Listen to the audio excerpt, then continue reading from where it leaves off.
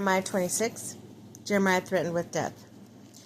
Early in the reign of Jehoiakim, son of Josiah, king of Judah, the sword came from the Lord. This word came from the Lord. This is what the Lord says: Stand in the country yard of the house and speak to all the people of the towns of Judah who come to worship in the house of the Lord.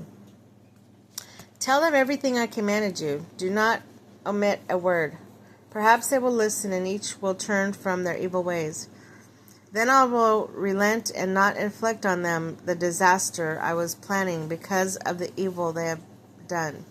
Say to them, this is what the Lord says: If you do not listen to me and follow my law, which I have set before you, and you do not listen to the words of my servants, the prophets, whom I have sent to you again and again, though you have not listened, then I will make this house like Shiloh, and this city a curse among the nations of the earth.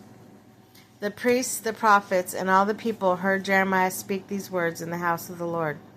But as soon as Jeremiah finished telling the people everything the Lord had commanded him to say, the priests, the prophets, and all the people seized him and said, You must die. Why do you prophesy in the Lord's name that this house will be like Shiloh, and the city will be desolate and deserted? All the people crowded around Jeremiah in the house of the Lord. When the officials of Judah heard about these things, they went up from the royal palace to the house of the Lord and took their place in the entrance of the new gate of the Lord's house. Then the priests and the prophets said to the officials and all the people, This man should be sentenced to death because he has prophesied against the city. You have heard it with your own ears. Then Jeremiah said to all the officials and to all the people, The Lord sent me to prophesy against this house and this city all the things you have heard. Now reform your ways and your actions and obey the Lord your God. Excuse me. Then the Lord will relent and not bring this disaster he has pronounced against you. As for me, I am in your hands. Do with me whatever you think is good and right. Be assured, however, that if you put me to death, you will bring guilt upon of the innocent blood on yourselves and this city, and on those who live in it.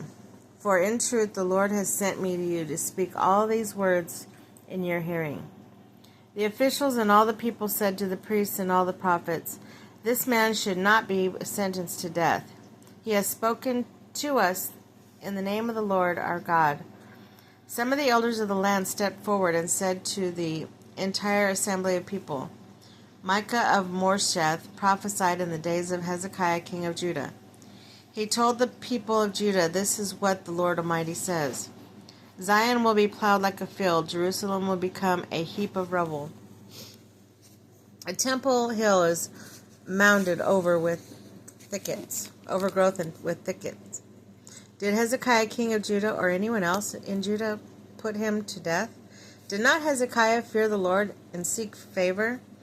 And did not the Lord relent so that he did not bring disaster he pronounced against them? We are about to bring a terrible disaster on ourselves. Are we about to bring a terrible disaster upon ourselves?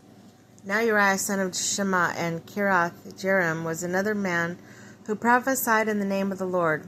He prophesied the same things against the city and this land as Jeremiah did.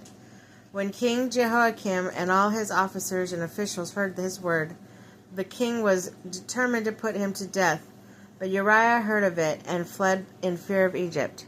King of Jehoiakim, however, sent Elnathan, son of Ekbor, to Egypt, along with some of their men. They brought Uriah out of Egypt and took him to King Jehoiakim, who had him struck down with the sword and his body thrown into the burial place of the common people.